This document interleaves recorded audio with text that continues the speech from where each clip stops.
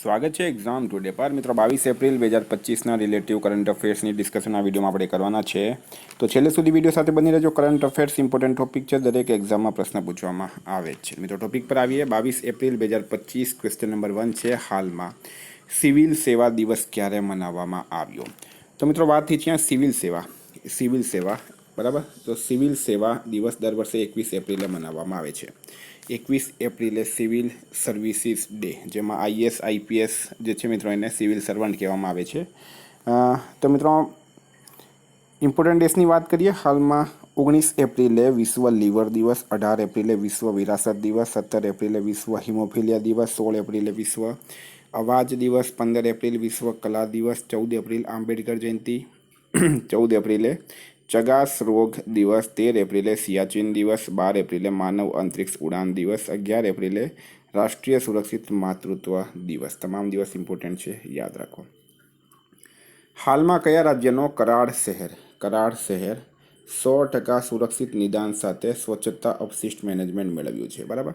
એટલે કે જે મિત્રો મેડિકલ વેસ્ટ હોય છે અથવા તો જે બીજા પણ વેસ્ટ હોય છે એનું 100% નિદાન કરાડ શહેર પાસે આવી ગયું છે, અને એ આવેલું છે મિત્રો મહારાષ્ટ્રની અંદર. બરાબર. મહારાષ્ટ્રના સત્તારા જિલ્લામાં આવેલું છે કરાડ શહેર, અથવા તો એટલે કસ્બો છે મિત્રો, નાનો એમ તો. બરાબર. તો મહારાષ્ટ્રની અંદર આવેલું છે આ કરાડ શહેર મિત્રો.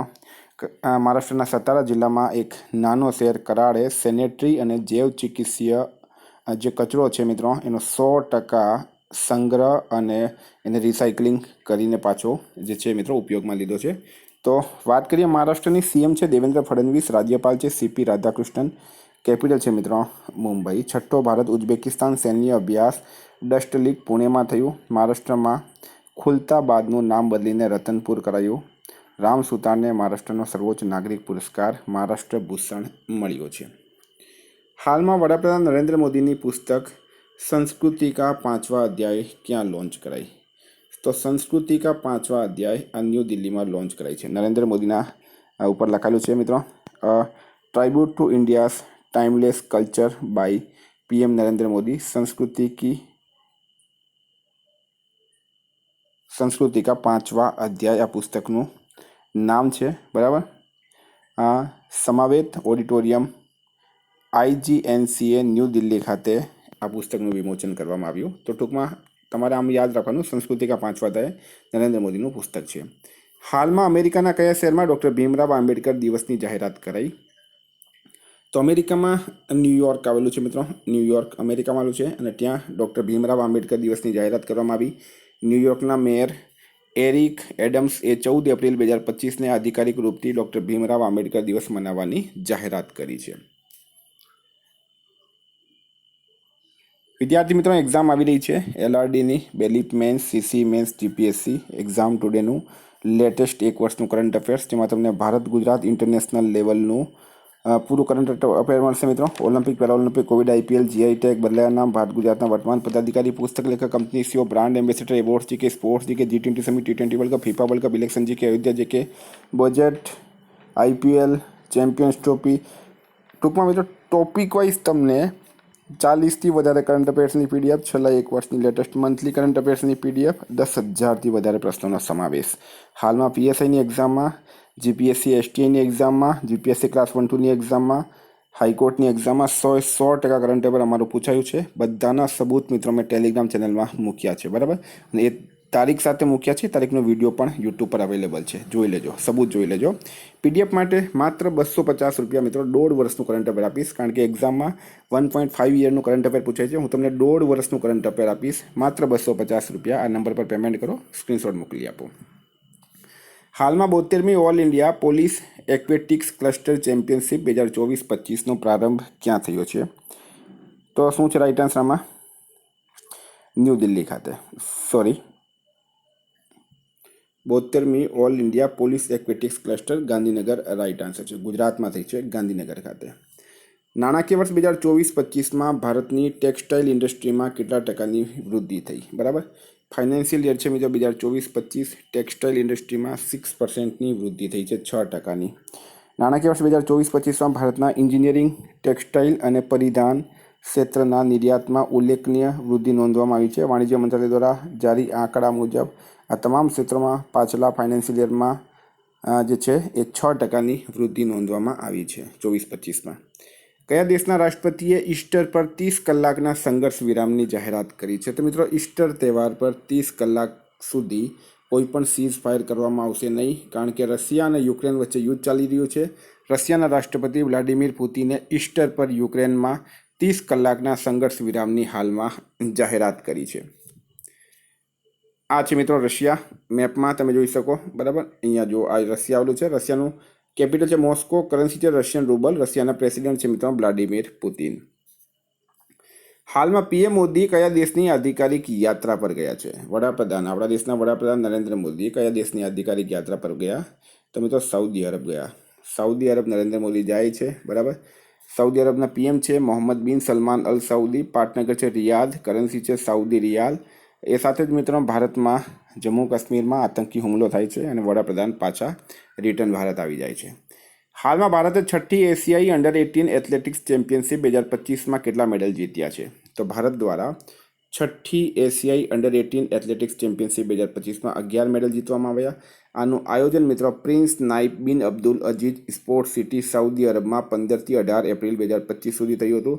ભારતે 1 ગોલ્ડ, 5 સિલ્વર, 5 બ્રોન્ઝ મેડલ આમાં જીત્યા છે.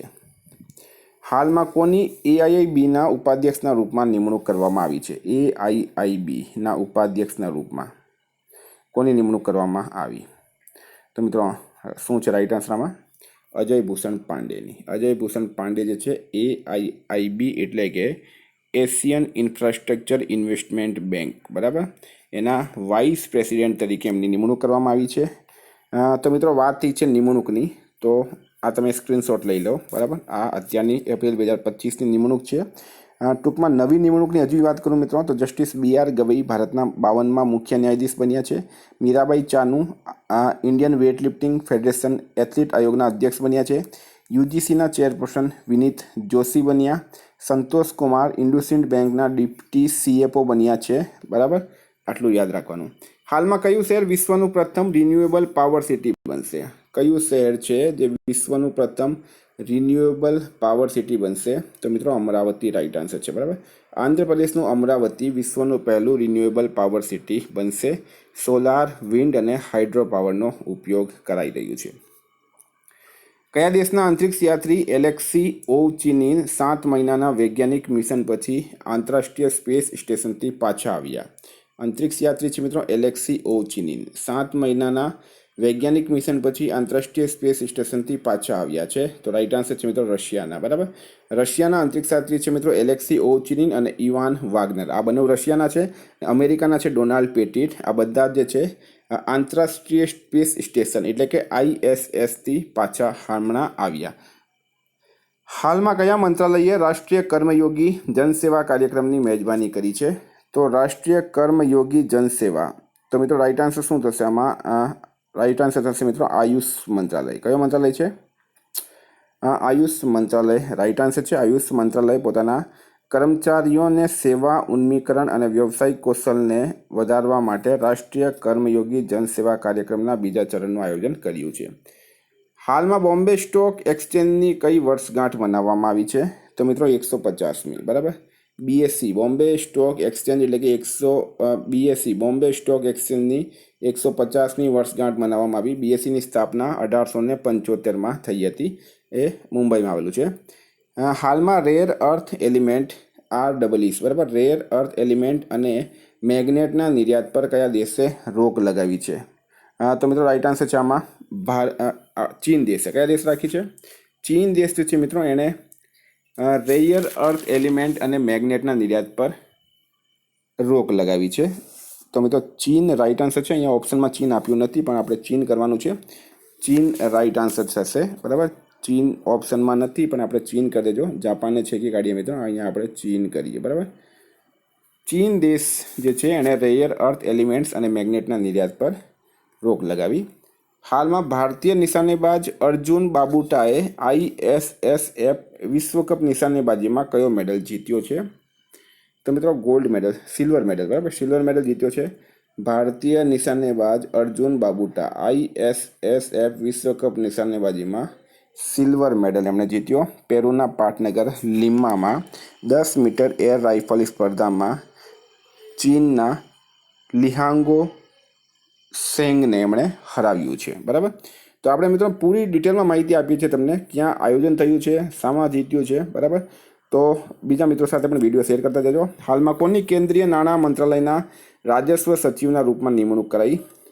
તો કેન્દ્રીય નાણાં મંત્રાલયમાં રાજસ્વ સચિવ બની ગયા છે અરવિંદ શ્રીવાસ્તવ. અરવિંદ શ્રીવાસ્તવ રાઇટ આન્સર થશે. 1994 બેચના આઈએસ અધિકારી અરવિંદ શ્રીવાસ્તવને કેન્દ્રીય નાણાં મંત્રાલયમાં રાજસ્વ સચિવના રૂપમાં નિમણૂક કરવામાં આવી છે. તો મિત્રો આ હતા કરંટના પ્રશ્નો. વાત કરીએ આપણે રિવિઝનની. તો 21 એપ્રિલ 2025 પર આપણે આવી ગયા. વિશ્વ લીવર દિવસ ક્યારે મનાવવામાં આવ્યો? 19 એપ્રિલના રોજ. કોની વર્લ્ડ ઇકોનોમિક ફોરમ દ્વારા યંગ ગ્લોબલ લીડર 2025ના રૂપમાં પસંદગી થઈ? રામમોહન નાયડુની. કઈ બેંકે અમૃત વૃષ્ટિ એફડી યોજનાને પુનર્જીવિત કરી છે મિત્રો? તો એસબીઆઈ રાઇટ આન્સર થશે. વર્ષ 2024-25માં ભારતનો દવા નિર્યાત કેટલા ટકા વધ્યો છે? 9%. હાલમાં કયા રાજ્યના મંત્રીમંડળે એસસી ઉપવર્ગીકરણના બિલને મંજૂરી આપી? તો તેલંગાના રાઇટ આન્સર છે. અમેરિકા અને ઈરાન વચ્ચે પરમાણુ વાર્તાનો બીજો ચરણ ક્યાં શરૂ થયું છે મિત્રો? તો એ ઇટાલીમાં થયું. હિમાંશુ જાખડ અંડર 18 એશિયાઈ એથ્લેટિક્સ ચેમ્પિયનશિપમાં કયો મેડલ જીતે છે? ગોલ્ડ મેડલ જીતે છે. કયા રાજ્યની સરકારે મહિલા સંવાદ અભિયાન શરૂ કર્યું? તો બિહારે કર્યું. કયા દેશ દ્વારા સેન્ટ્રલ એશિયાઈ યુવા પ્રતિનિધિ મંડળની યજમાની કરવામાં આવી? તો ભારત રાઇટ આન્સર છે. નરેન્દ્ર મોદીએ ક્યાં વિન્ઝિઝમ આંતરરાષ્ટ્રીય પોર્ટનું ઉદ્ઘાટન કરશે? કેરળમાં 2 મેના રોજ. આંતરરાષ્ટ્રીય બૌદ્ધ પરિસંઘ ક્યાં 2 દિવસીય આંતરરાષ્ટ્રીય સંમેલન આયોજિત કરશે? અરુણાચલ પ્રદેશ ખાતે. રક્ષામંત્રી રાજનાથ સિંઘે ક્યાં 4 દિવસીય સંસદ ખેલ મહાકુંભનું ઉદ્ઘાટન કર્યું? તો લખનૌમાં. એફવાય 2024-25માં કયા દેશ સાથે ભારતનો વ્યાપાર ઘાટો વધ્યો છે? ચીન મિત્રો રાઇટ આન્સર છે. હાલમાં કયા રાજ્યમાં આવેલ સિલક્યારા સુરંગનું નામ બાબા બોકનાગના નામ પર રાખ્યું? તો એ ઉત્તરાખંડમાં છે. સરકારે કોની ICARના મહાનિદેશકના રૂપમાં નિમણૂક કરી? તો માંગીલાલ જાટની. કયા રાજ્યનો બડેસટી ગામ નક્સલ મુક્ત ગામ બન્યો? છત્તીસગઢ રાઇટ આન્સર છે. મિત્રો ગઈકાલે પ્રશ્ન પૂછાયું, કેન્દ્ર સરકારે કયા રાજ્યમાં સૂર્ય દેવભૂમિ ચેલેન્જનું ઉદ્ઘાટન કર્યું છે? તો ઉત્તરાખંડ રાઇટ આન્સર હતું. આજનો પ્રશ્ન છે મિત્રો, પ્રથમ રબર ડેમ કયા જિલ્લામાં બનશે? ગુજરાતમાં. બરાબર. ગુજરાતમાં પ્રથમ રબર ડેમ કયા જિલ્લામાં બનશે? એનો જવાબ તમારે કમેન્ટ બોક્સમાં જણાવવાનું. વિદ્યાર્થી મિત્રો વોટ્સઅપ અને ટેલિગ્રામની લિંક ડિસ્ક્રિપ્શન બોક્સમાં આપી છે. PDF માટે 9510411961 પર કોન્ટેક્ટ કરો. Thank you. ફરી મળીશું. જય હિન્દ, જય ભારત.